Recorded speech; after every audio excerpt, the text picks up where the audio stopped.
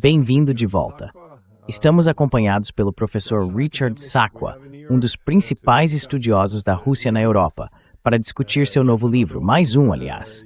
Você continua publicando de forma bastante consistente. O título é A Guerra Russo-Ucraniana, Loucuras do Império. Obrigado por voltar ao programa. O prazer é meu.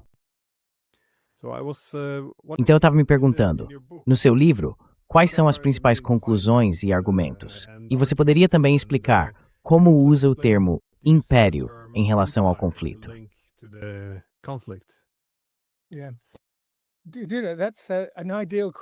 Sim, essa é uma pergunta ideal porque estabelece a estrutura. Tenho pensado bastante em como enquadrar a discussão que teremos hoje e, de fato, o panorama mais amplo em torno desta guerra. Com base no que escrevo no livro, minha principal, se quisermos colocar dessa forma, minha principal contribuição, se é que podemos dizer assim, é uma tentativa de oferecer algum tipo de estrutura conceitual para esse conflito e, de fato, para os assuntos internacionais de hoje, que claramente estão em um estado de extrema turbulência. A maneira como eu gostaria de conceituar isso, de formular isso, é a seguinte.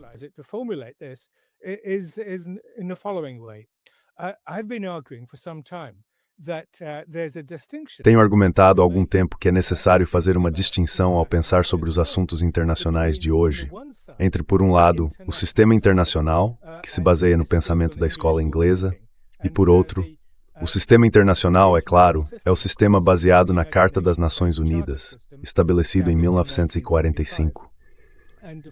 E esse próprio sistema está sob um desafio sem precedentes. As Nações Unidas foram amplamente marginalizadas e, há alguns anos, estão paralisadas em sua capacidade de negociar e administrar crises. Mas dentro desse sistema internacional que dura há 80 anos e enfrenta hoje um desafio sem precedentes, temos vários modelos concorrentes de ordem mundial.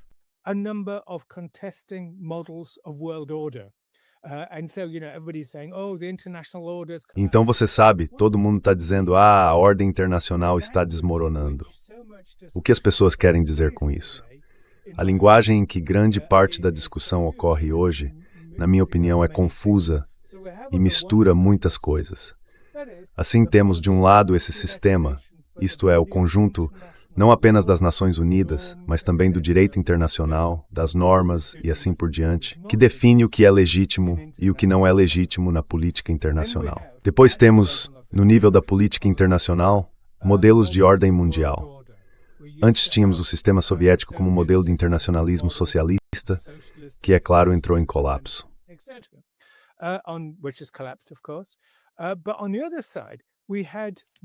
Mas, por outro lado, tínhamos o que foi estabelecido após 1045, o sistema de alianças transatlânticas liderado pelos Estados Unidos, mais tarde chamado de ordem baseada em regras. Eu chamo de Ocidente político. A magnitude do que aconteceu depois de 1045, com o estabelecimento desse sistema de alianças, formado por um grupo central de cerca de uma dúzia de estados, todos os europeus, o Canadá, a Australásia, é claro, e o Japão, constitui esse Ocidente político. Mas o núcleo é a Aliança do Atlântico Norte. E o que isso fez foi transformar a qualidade dos nossos diversos estados. Sabe, há muita discussão sobre como a adesão à União Europeia muda a qualidade do Estado-membro. Christopher Bickerton, Phil Cunliffe e outros escreveram sobre isso.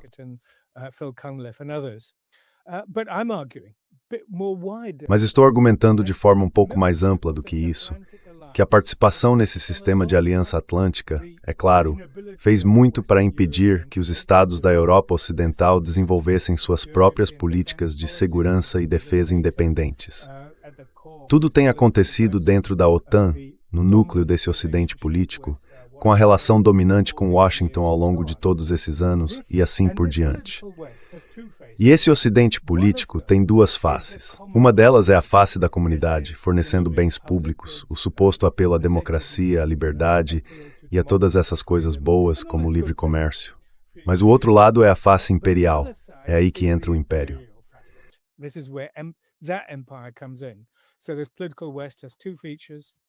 Então esse Ocidente político tem duas características, esse modelo de ordem mundial.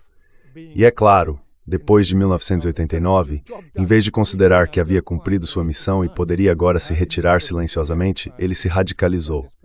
Já falamos sobre isso antes de várias maneiras. Ele se expandiu, expansão da OTAN, expansão da União Europeia e expansão ideológica, para abranger o mundo inteiro como algo universal. Assim, essa ordem baseada em regras, esse ocidente político liderado pelos Estados Unidos, começou a desafiar a universalidade do sistema das Nações Unidas. Há uma substituição de uma subordem, o ocidente político, o ocidente atlântico, chame como quiser, pela verdadeira universalidade do sistema das Nações Unidas, o sistema da Carta. Esse é o primeiro modelo de ordem mundial. O segundo hoje é o alinhamento anti-hegemônico da Rússia, da China e de vários outros estados.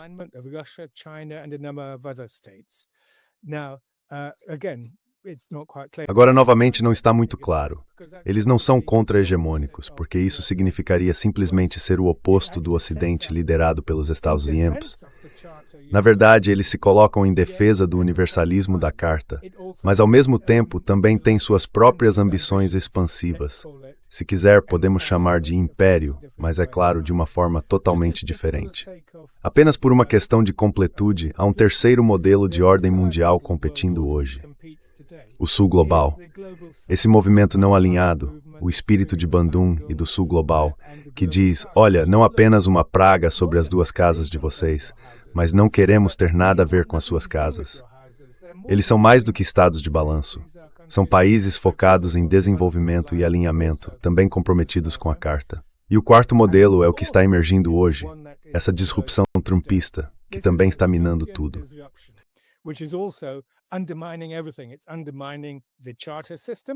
Está minando o sistema da Carta.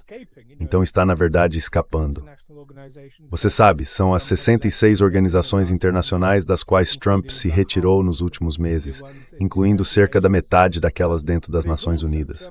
Mas também é o fato de que Trump está se afastando do próprio ocidente político e, claro, passando por cima dos direitos do Sul global.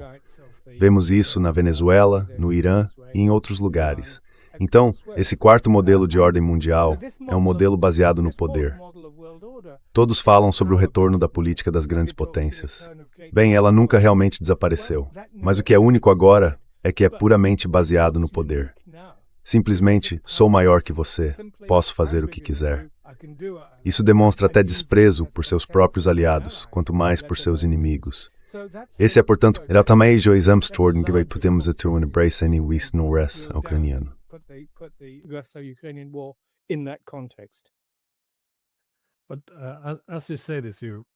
Mas, ao dizer isso, você apresenta esses conceitos.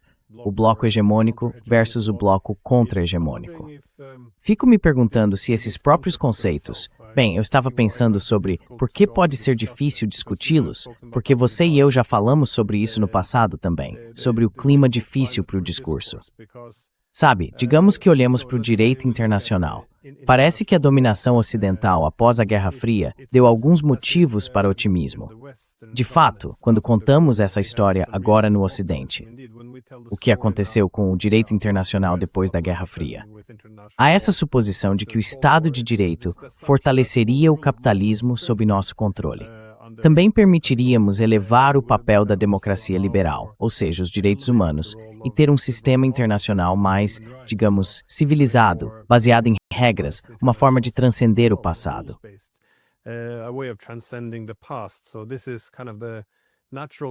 Então, esse é meio que o resultado natural se o Ocidente governar sozinho. Esse é mais ou menos o argumento de por que não deveríamos ter um mundo multipolar depois da Guerra Fria, porque é melhor que o Ocidente governe. Mas, quando olhamos para outras partes do mundo, elas veriam isso de forma muito diferente. Elas diriam, bem, quando não há equilíbrio de poderes, quando existe apenas um centro de poder, não pode haver direito internacional. Por que esse único centro de poder se limitaria?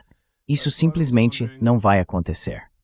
É por isso que eu estava me perguntando como podemos conceituar isso, porque tendemos a atribuir papéis a nós mesmos e aos outros. Então, em resumo, quando abordamos o mundo como ele é agora, muitas vezes tendemos a defini-lo como, você sabe, as democracias liberais tentando manter ordem, estrutura e paz.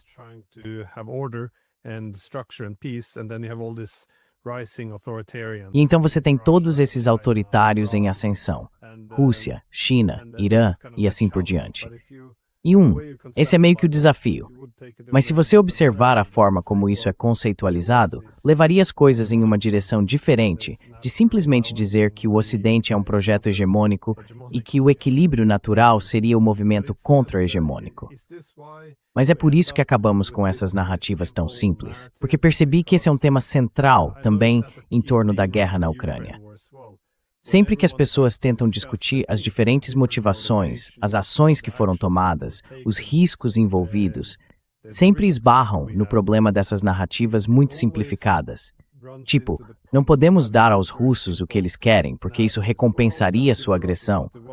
Ou eles nunca vão parar, querem o império deles. Quero dizer, você também vê esse problema?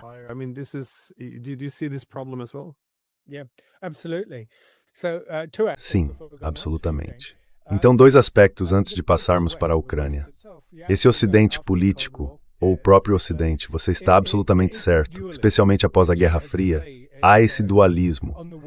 Como você disse, de um lado havia a ideia de que, com o fim da Guerra Fria, finalmente poderíamos ver o direito internacional emergir. Mas, ao mesmo tempo, vemos a completa farsa do ataque ilegal ao Iraque, a destruição do Estado líbio e o que está acontecendo hoje. Então, os duplos são absolutamente, você não forma com o Ocidente político, o sistema de alianças liderado pelos Estados-membros. É chamada ordem baseada em que funcionar.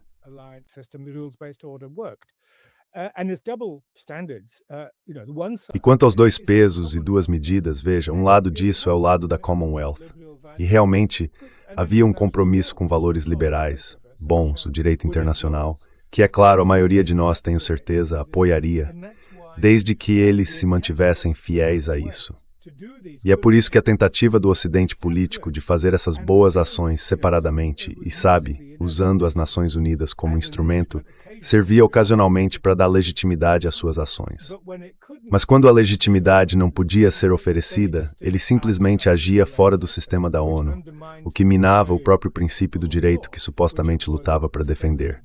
E isso, é claro, desacreditou o Ocidente por completo.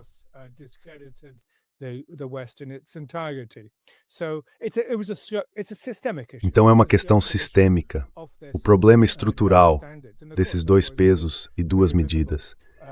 E claro, isso tem sido muito visível na forma como minou a diplomacia, em que a diplomacia e a lei, em lugares como Irã e Venezuela, são usadas como disfarce para ações ilegais. Quero dizer, não quero começar um novo debate, mas, claro, foi o Ocidente liderado pelos Estados Unidos, e agora nem é mais o Ocidente, são apenas os Estados Unidos sozinhos.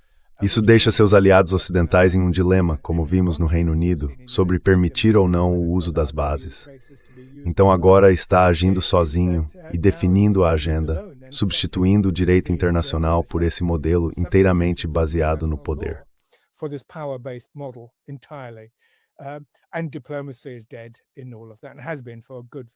E a diplomacia está morta em tudo isso, e já está assim há vários anos. Claro, tudo isso se aplica diretamente às causas fundamentais do conflito ucraniano, e menciono um pouco disso no livro, que o fracasso em se engajar, qualquer tentativa de engajamento com a Rússia, era considerada apaziguamento, ou vista como capitulação ou como dar credibilidade e legitimidade à Rússia. O que é uma posição extraordinária, porque a diplomacia, no meu entendimento, trata justamente de se engajar com adversários e lidar com diferenças. A diplomacia entre aliados, é claro, existe, mas a diplomacia genuína, do tipo cúpula, é outra coisa. E isso nos leva a um ponto final. No cerne do sistema das Nações Unidas há uma visão, e é claro, o alinhamento contra-hegemônico ou anti-hegemônico da Rússia, China, Índia e seus parceiros do BRICS e assim por diante, é uma noção de internacionalismo soberano.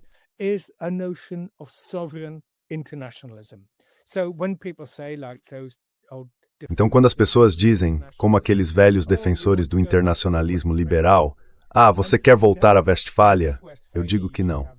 Sabe, essa ideia de Westfália, em que os estados apenas se chocam uns com os outros como bolas de bilhar? Não. Estamos falando de Westfália, mais estados soberanos nacionais, mas engajados em internacionalismo e multilateralismo. E esse é o modelo de multipolaridade que você mencionou antes. Em vez da forma como os comentaristas americanos hoje em dia dizem a Putin, a Rússia e a China, vocês queriam multipolaridade. Bem, pessoal, é isso que vocês conseguiram no fim das contas. Vocês têm isso. Isso não é multipolaridade, o que os Estados Unidos estão fazendo. E é por isso que eu defendo que precisamos ter clareza conceitual em tudo isso.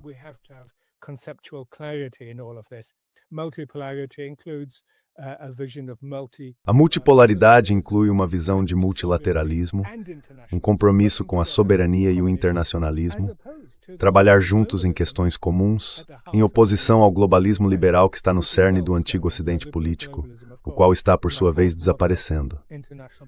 Assim, o globalismo liberal, no meu quarto modelo de política internacional atual, é simplesmente um modelo baseado no poder. Você sabe, todo poder sempre vai disfarçar suas ações com algo aparentemente benigno, com a pele de cordeiro de uma forma ou de outra, alegando que é para o bem público. Mas é claro, isso não passa de uma fachada para um tipo de política internacional bastante brutal e baseada no poder.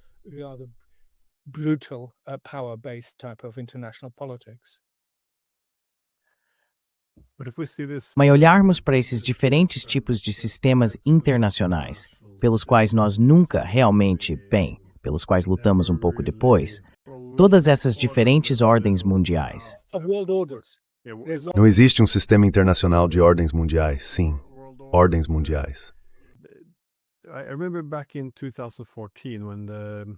Lembro-me de que em 2014, antes de o governo ucraniano ter sido derrubado, ou durante os tumultos, havia essas referências à escolha civilizacional da Ucrânia. Ou ela se alinhava ao campo do Ocidente, o que significaria democracia liberal, liberdade e paz. Ou, se caísse sob a mão sombria da Rússia, voltaria a fracassar em seu desenvolvimento. Do lado russo, é tudo muito diferente. Temos um sistema hegemônico em que se redesenham novas linhas divisórias, ou algo mais inclusivo. Parece que, claro, nada disso precisa ser totalmente genuíno. Como você disse, há uma tendência de todos os países pensarem em termos de poder, mas depois se revestirem de valores. Mas você vê a atual guerra na Ucrânia como uma disputa entre ordens mundiais concorrentes?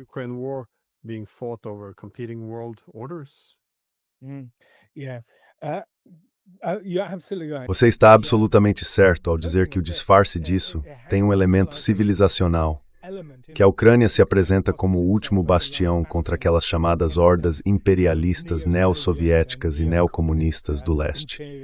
Essa linguagem antiga, é claro, é o motivo pelo qual esse conflito, de certa forma, a guerra russo-ucraniana, tem raízes tão profundas. Isso remonta à formação da identidade ucraniana e à formação da identidade russa ao longo dos séculos. E, naturalmente, há essa sobreposição cultural. É por isso que existe de forma muito marcante o ângulo polaco-ucraniano, que obviamente remonta à comunidade polaco-lituana.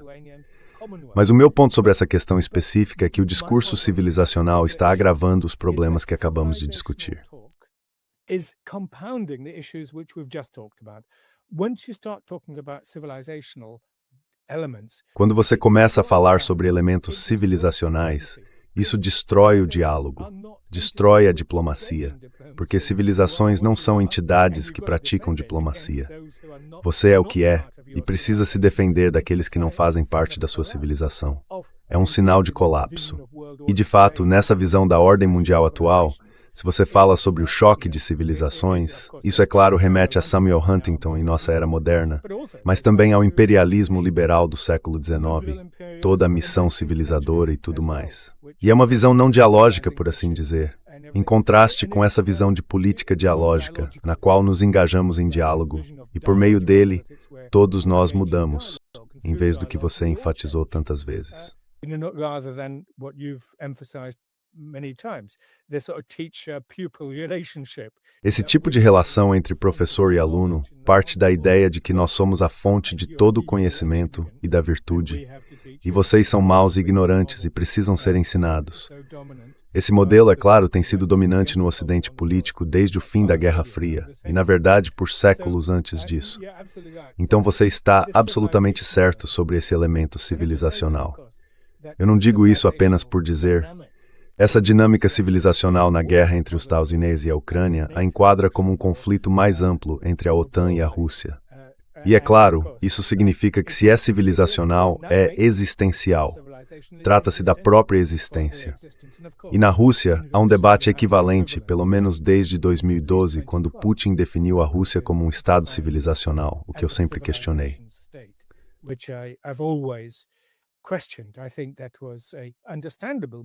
Acho que foi uma decisão compreensível, mas que enfraquece aquilo que para mim é o mais importante. Enfraquece a viabilidade de um Estado constitucional. Você tem um Estado civilizacional em contraste com um Estado constitucional. E dentro de um Estado constitucional pode haver uma luta pelo Estado de Direito, uma luta pela democracia, pela dignidade humana e por todas essas outras coisas. Em um Estado civilizacional, esse debate não existe, porque se trata de outra coisa. E claro, vemos isso agora de forma muito evidente na ideologia hindutva de Narendra Modi e na visão de que é preciso expulsar a influência mogol dos muçulmanos e assim por diante. Portanto, essa é, de fato, uma dimensão fundamental desta guerra.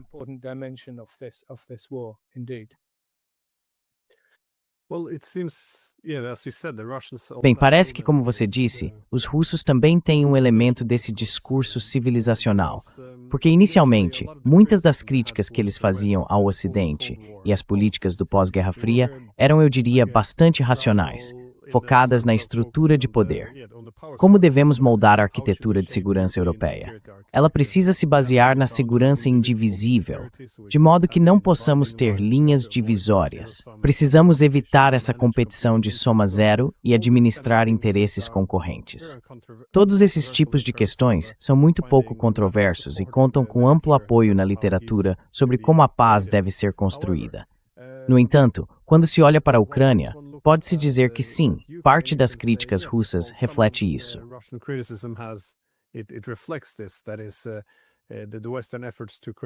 Ou seja, os esforços do Ocidente para criar essencialmente uma Europa sem a Rússia levaram à, digamos, desrussificação de países como a Ucrânia, onde as pessoas são privadas de seus direitos básicos. Então, tudo isso segue uma lógica clara. Mas, por outro lado, há também outro aspecto, em que os russos têm uma, vamos chamar assim, visão paternalista sobre quem é a Rússia em relação à Ucrânia.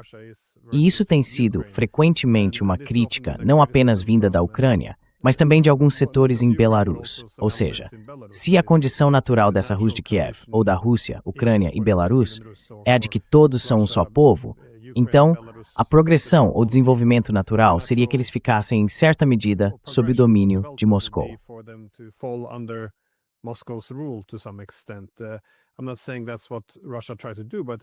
Não estou dizendo que foi isso que a Rússia tentou fazer, mas é mais ou menos nesse ponto que a lógica começa a se inclinar.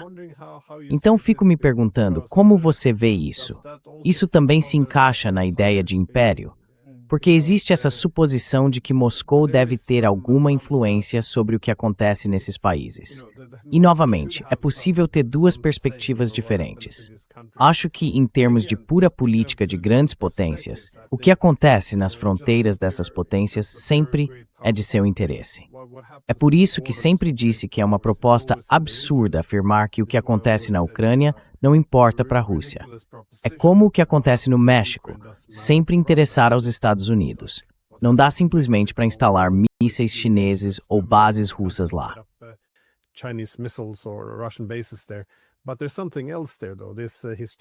Mas há algo mais aí, porém. Essa relação histórica, sabe, da Rus de Kiev, dá a isso alguns elementos imperiais, ou pelo menos parece assim em parte da retórica. E eu diria que até nas justificativas atuais, porque, de novo, quando os russos entraram em 2022, ou na verdade dá para voltar a 2014, tudo estava focado nas estruturas de segurança, no sistema e no que o Ocidente havia feito em termos de derrubada. Mas agora, quando ouço a retórica, ela está mudando cada vez mais para algo como, bem, essa tal de Ucrânia não é um país de verdade. Lenin os inventou, sabe, esse tipo de lógica. Você vê o mesmo? Sim. Yeah, that is precisely the imperial Sim, esse é precisamente o elemento imperial. É por isso que digo que os seguidores do Império estão apontando para isso. Existe esse dualismo na política externa russa que se poderia argumentar ser uma herança da União Soviética. No período soviético, e certamente depois dele, talvez até antes, havia uma política externa dupla. De um lado, existiam as relações normais de Estado para Estado, geridas pelo Ministério das Relações Exteriores. Diplomacia de altíssimo nível, aliás, com toda uma rede de embaixadas. Ao mesmo tempo, havia o lado revolucionário. Claro, ele foi muito menos ativo após Stalin, mas antes era administrado pela Comintern e assim por diante. Pode-se argumentar que elementos disso continuaram.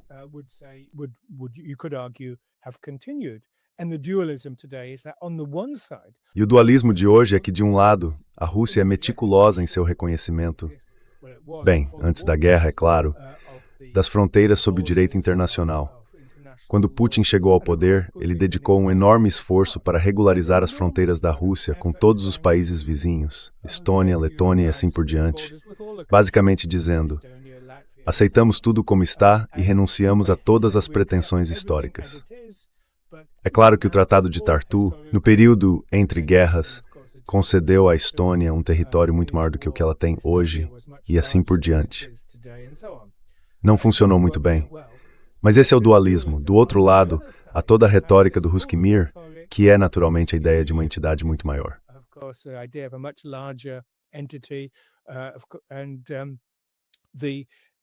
E o questionamento, de fato, dessa ideia de identidade ucraniana como uma identidade pequeno-russa, às vezes pode parecer neutra, mas com bastante frequência é depreciativa e não respeita o desenvolvimento da língua e da cultura ucranianas. Então, sim, existe esse dualismo, e isso é semelhante e ocorre no Ocidente político, o aspecto da comunidade e o aspecto imperial, o falso universalismo e assim por diante. Portanto, de fato, é por isso que estou sempre argumentando. E claro, à medida que a guerra se desenvolve, surge esse lado emocional, civilizacional, assim como na Primeira Guerra Mundial, quando denegríamos os alemães como bárbaros e coisas do tipo, quero dizer, nós das potências da Entente e assim por diante. Então, sim, existe esse dualismo. Apenas 2 pontos sobre isso.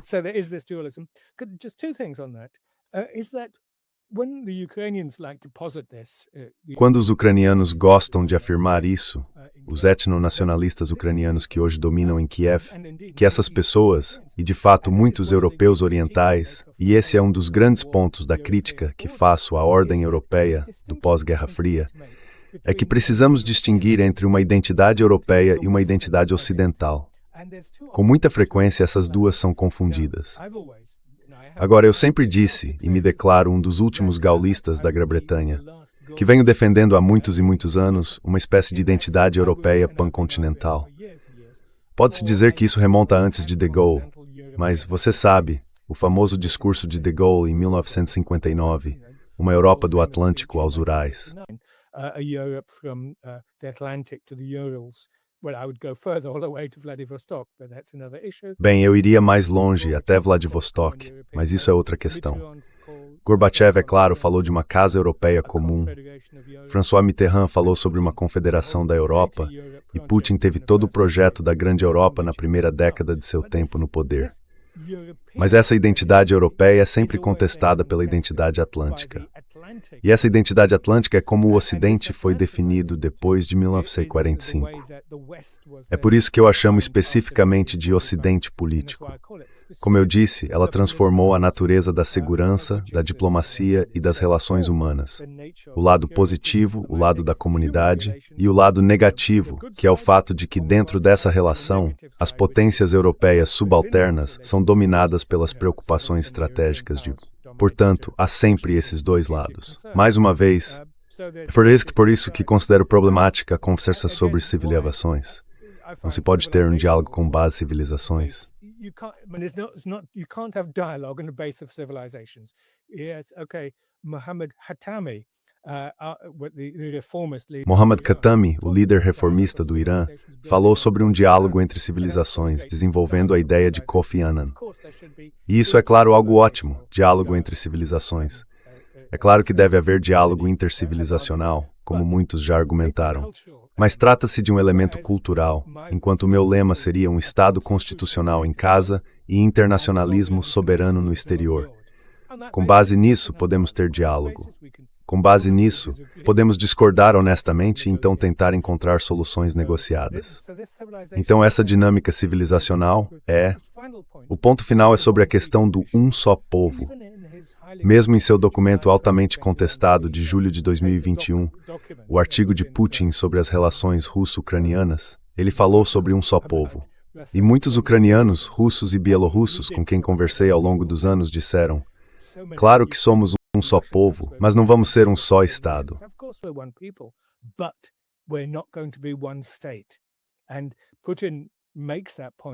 E Putin destaca esse ponto nesse documento. Um só povo, não um só Estado. Claro que em seguida ele questionou as fronteiras do Estado ucraniano, voltando a Lenin e assim por diante. Mas essa é uma questão um pouco diferente. O ponto fundamental sempre foi a Ucrânia.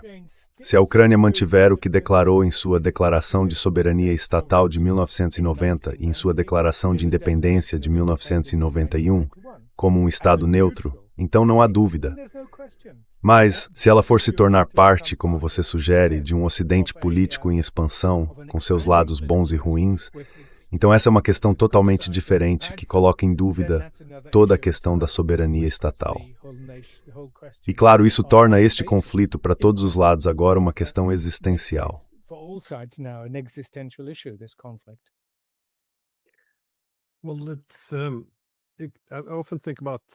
Bem, eu frequentemente penso em algo que Otto von Bismarck supostamente disse, que ele sempre ouvia a palavra Europa vinda de pessoas que exigiam coisas que jamais ousariam exigir em seu próprio nome. Assim, ela se torna uma espécie de conceito universalista, algo que diminui a soberania. E eu também vejo um problema semelhante com o projeto europeu após a Guerra Fria. O que essencialmente acabamos tendo foi uma situação em que a integração europeia significava desvincular a Ucrânia, a Geórgia e a Moldávia do maior país europeu, mesmo sabendo que isso desencadearia conflitos massivos.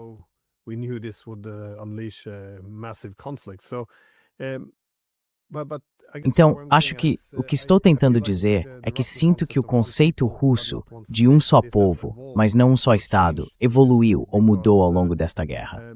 Acho que começou a partir desse ponto, mas depois, é claro, com a desrussificação, a discriminação contra a língua russa, a Igreja Ortodoxa Russa, a cultura, tornou-se em grande medida um esforço para afastar permanentemente a Ucrânia da órbita russa. E então, mais ou menos, teve-se a impressão, por parte dos russos, de que o argumento era, bem, nós lhes demos soberania sobre territórios historicamente russos. Vocês tinham Donbass, Kharkov, Odessa.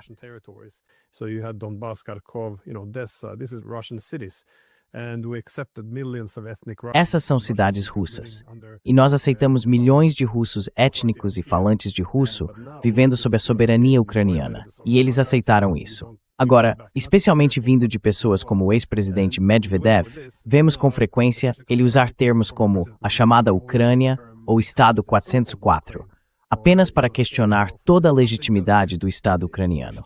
Eu entendo que em tempos de guerra, esse tipo de linguagem agressiva sempre surge, é claro. Mas o que você vê sendo destruído por esta guerra? O que mudou? Porque, sabe, há coisas que simplesmente não dá para reconstruir.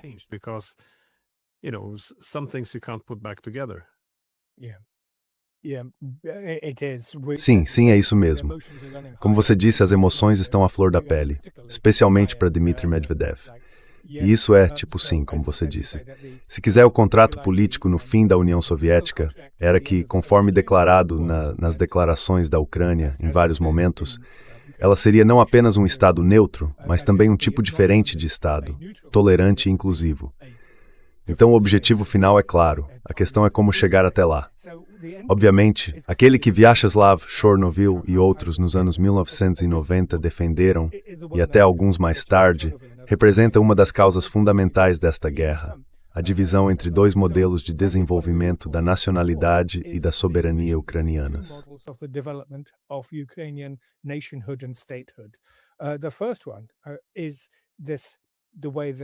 O primeiro é este, a forma como venho descrevendo, que as pessoas não gostam como termo, mas ainda insisto nele, a visão monista. E essa é uma visão decolonial. Depois do Império, precisamos nos livrar não apenas das incrustações soviéticas, não apenas da sobreposição comunista na cultura ucraniana, mas, em última instância, desrussificar toda a nação. Esses são os super-etnonacionalistas que, como argumenta Volodymyr Shchenko, se aliaram aos populistas e à classe média que deseja estar com a Europa em um modelo liberal globalista. Portanto, essa visão monista é altamente repressiva e tem sido assim desde o início. Isso é reconhecido há 10, 20 e 30 anos.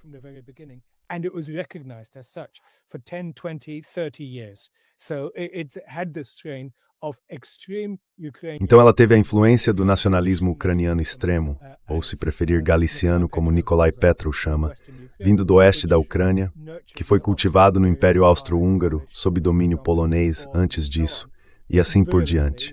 É violentamente russofóbico.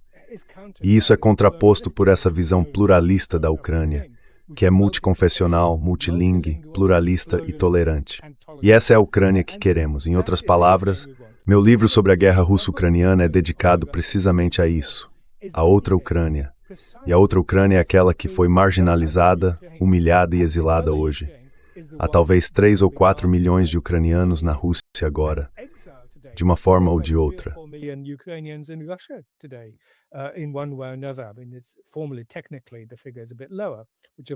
Quer dizer, formalmente, tecnicamente, o número é um pouco menor, como eu já observei.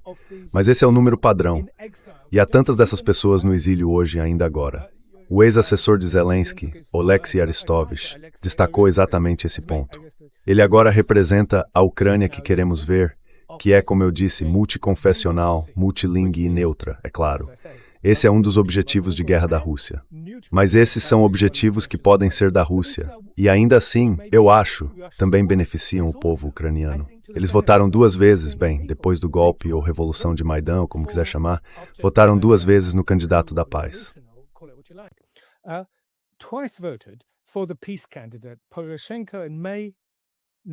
Poroshenko, em maio de 2014, apresentou-se como o candidato da paz, mas repudiou imediatamente essa posição, em parte sob pressão dos ultranacionalistas. E Zelensky, em abril de 2019. Novamente, as pessoas votaram massivamente em Zelensky como o candidato da paz. Ou seja, há uma grande parcela da população na Ucrânia que apoia uma abordagem mais pluralista e tolerante e relações amistosas com Moscou. É claro que será extremamente difícil restabelecer relações decentes entre russos e ucranianos depois de tudo isso, de ambos os lados. Ambos os lados sentem o ódio. Ainda assim, este é novamente outro ponto para nós europeus. E eu questionaria a afirmação de Bismarck. Quero dizer, ele estava certo, você tem razão em citá-lo. Mas hoje o papel que costumava ser desempenhado, nós costumávamos fazer coisas em nome da Europa que não faríamos em nome de um Estado-nação.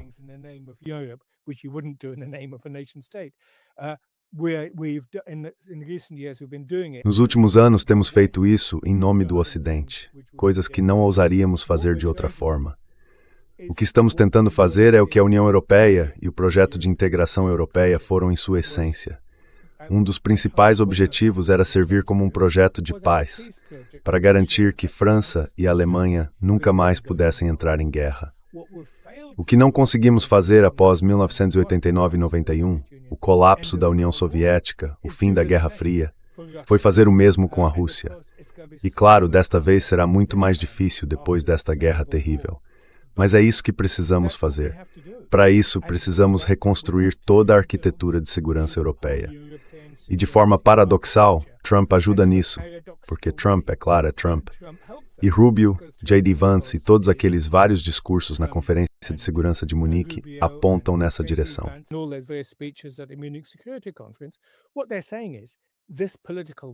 O que eles estão dizendo é que esse Ocidente político, por definição, gerou conflito. A expansão da OTAN criou linhas rígidas de segurança por toda a Europa em contradição direta com tudo o que prometemos e dissemos que faríamos no fim da Guerra Fria, deixando de lado se a ampliação da OTAN foi realmente prometida ou não.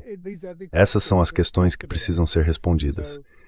Então, para resumir, esse conflito é, como você disse, o conflito dentro da Ucrânia, entre as visões pluralista e monista. O segundo é entre a Rússia e a Ucrânia, onde o Ocidente explorou essas divisões para enfraquecer a Rússia. Glenn Giesen deixou isso explícito. A terceira dimensão é essa visão pan-europeia mais ampla.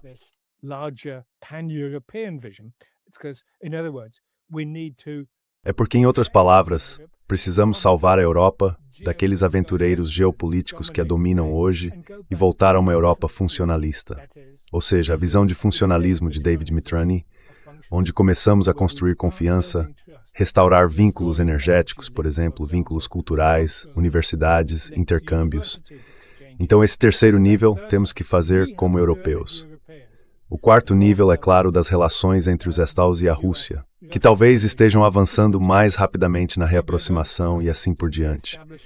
Elas são muito instáveis, como sabemos, porque, como sabemos, Donald J. Trump é um gênio instável nesses assuntos, como ele mesmo se descreveu. E, claro, o quinto nível é o civilizacional, sobre o qual você acabou de falar.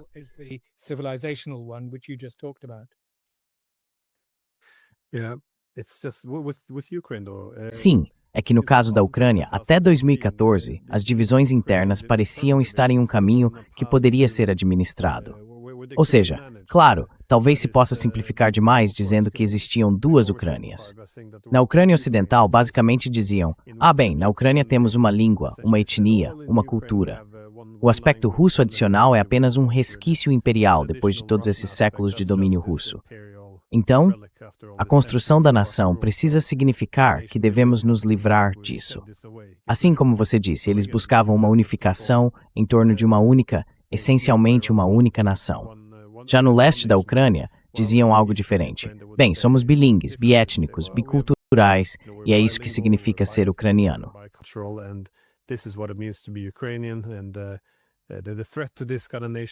E a ameaça a esse tipo de construção nacional seriam aqueles caras no oeste. Então são eles que na Ucrânia Ocidental querem basicamente tentar nos dividir. E é por isso que achei Arestovich uma figura interessante, porque ele parecia estar promovendo a ideia ucraniana ocidental. E agora, é claro, ele mudou um pouco de posição ao reconhecer que, na verdade, nós nos enfraquecemos enormemente ao alienar metade do país. Mas, de qualquer forma, parecia haver um caminho. Desde que eles não tentassem culpar os russos pela fome do Holodomor ou algo assim, algo que dividisse a população entre vítimas e agressores, haveria um caminho a seguir.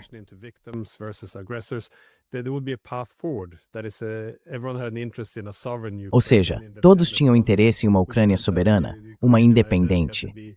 O que significava que a identidade ucraniana precisava ser diferente da russa, mas não anti-russa. Isso parecia um compromisso razoável. Mas acho que o problema foi que, como também temos uma Europa dividida, não apenas uma Ucrânia dividida, foi isso que realmente despedaçou o país. Quando o Ocidente disse, queremos uma Europa sem os russos, acabamos nos aliando a alguns dos grupos mais nefastos do oeste da Ucrânia, que estavam prontos para eliminar toda a influência russa da sociedade, o que significou desencadear uma guerra civil. E é claro, como a Rússia viu isso como uma ameaça existencial, isso também acabou provocando uma invasão russa.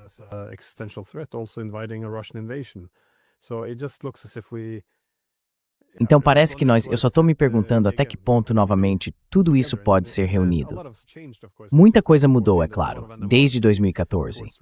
Há muita animosidade em relação à Rússia, mas também me pergunto o quanto o sentimento popular ucraniano realmente mudou, porque não se pode mais falar abertamente sobre qualquer tipo de afiliação.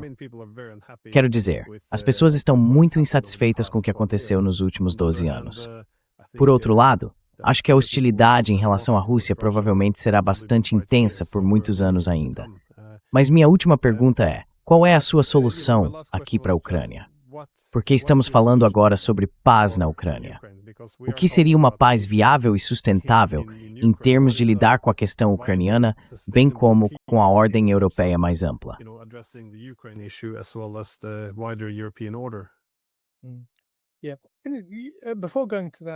Sim, antes de chegarmos a isso, só para dizer que você está absolutamente certo. É simplista demais falar em termos de duas Ucrânias. Porque, certamente antes de 2014, e acredito que continuando mesmo depois disso, até a parte russófona da comunidade nacional ucraniana estava comprometida, ou majoritariamente comprometida segundo as pesquisas de opinião, com o projeto nacional ucraniano. Então sim, havia divisões eleitorais entre o leste e o oeste, e isso de fato existia. Mas o compromisso predominante era com essa ideia, e é isso que torna a tragédia ainda pior, por assim dizer. Eles queriam uma Ucrânia. E claro, muitos ucranianos e muitos russos que têm elementos de herança ucraniana compartilhavam desse sentimento.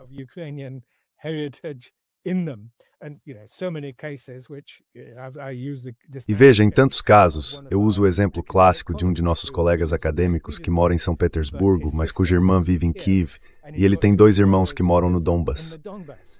Esse tipo de situação poderia se repetir indefinidamente. Portanto, não se trata novamente de 2 comunidades distintas. As pessoas questionam isso.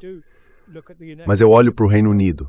Temos muitas nações, a nação galesa, a nação escocesa, a Irlanda do Norte e, claro, a Inglaterra. Somos 4 povos diferentes, 4 comunidades nacionais substanciais e ainda assim uma só nação.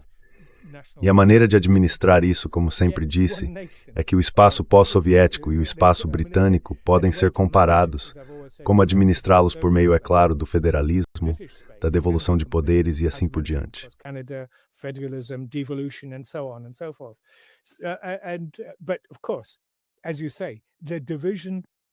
Mas é claro, como você disse, a divisão entre esse ocidente político, essa visão atlântica da Europa, e essa outra visão, que por definição exclui a Rússia, agravou as representações internas da identidade nacional ucraniana. E isso a tornou muito pior. Então, como saímos disso? Na verdade, acredito que esta guerra tem sido uma tragédia absoluta, claro, antes de tudo, para a Ucrânia, mas também para a Europa e para a própria Rússia, com as dificuldades econômicas e sociais, o endurecimento do autoritarismo e todo o resto. Portanto, tem sido uma tragédia total para todos os lados. Mas reconstruir algo será muito, muito mais difícil do que foi no fim da Primeira Guerra Fria, depois de 1989, quando por anos antes disso tínhamos intercâmbios acadêmicos e assim por diante. Hoje estamos em um buraco muito mais profundo.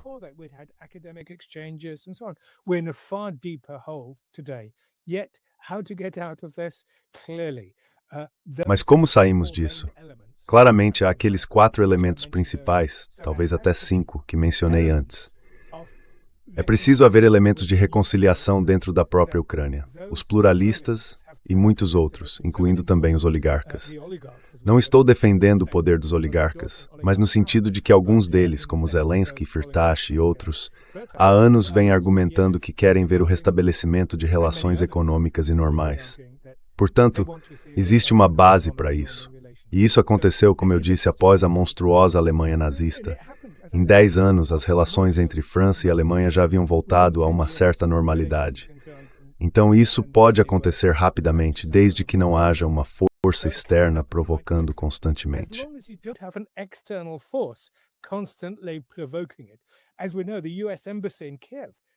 Como sabemos, a Embaixada dos Estados Unidos em Kiev, com 6 ou 7 centenas de funcionários, vinha trabalhando desde a independência em 1991, basicamente para envenenar as relações entre a Rússia e a Ucrânia. Isso, é claro, o governo Trump, acredito eu, não teria nada a ver. Eles já haviam desmontado tudo isso. É por isso que, como se sabe, a Rússia depositou muita esperança em Trump no início, embora, é claro, tenha se decepcionado de várias maneiras. Em resumo, todos esses 4 ou 5 elementos precisam ser tratados. A paz interna na Ucrânia, e acredito que isso seja possível, para evitar um conflito do tipo guerra civil após a paz. Em outras palavras, o Ocidente precisa apoiar o desmantelamento das milícias ultranacionalistas, o chamado Batalhão Azov e quaisquer grupos sucessores que existam. Mas essas pessoas lutarão até a morte.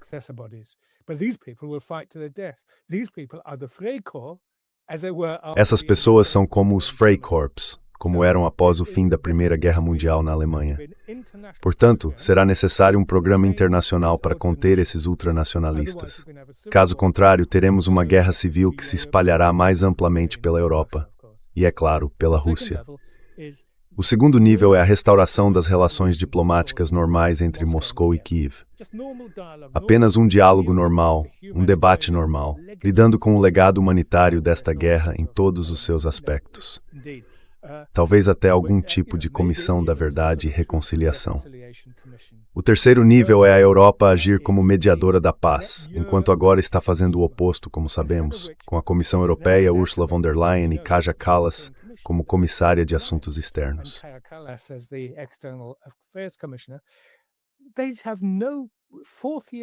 Eles já estão no quarto ano da guerra, sem qualquer noção de paz, sem uma visão de paz ao final dela, o que significa que isso precisa incluir a Rússia. Macron e Merz ocasionalmente mencionam isso. O quarto nível, como já disse, é que entre Washington e Moscou é necessário um diálogo. Infelizmente, o projeto trumpista é movido por contradições.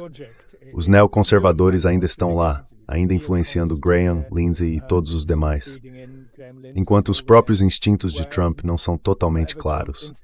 E o grupo MAGA, America First, agora está, é claro.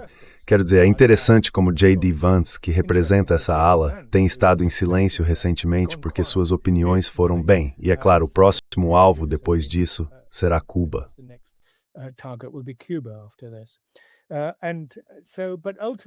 E, portanto, em última análise, se quisermos voltar ao quinto nível, a civilização, sim, a cultura ocidental, a civilização ocidental precisa enfrentar suas próprias falhas. Mas essa é uma questão complexa. Você sabe, Karaga, nosso amigo Sergei Alexandrovich fala sobre os 500 anos de imperialismo ocidental e assim por diante. Então, essas questões mais amplas estão em segundo plano. Mas de forma mais específica, vamos lidar com esse legado do Ocidente político. Vamos fortalecer seu aspecto de comunidade, seu aspecto positivo, e enfraquecer esse aspecto imperial, que sempre impediria a Rússia de se juntar ao Ocidente após o fim da Guerra Fria, e que, é claro, gera conflito e guerra em todos os lugares. Portanto, precisamos olhar para os melhores anjos do Ocidente. Um Ocidente melhor precisa emergir disso.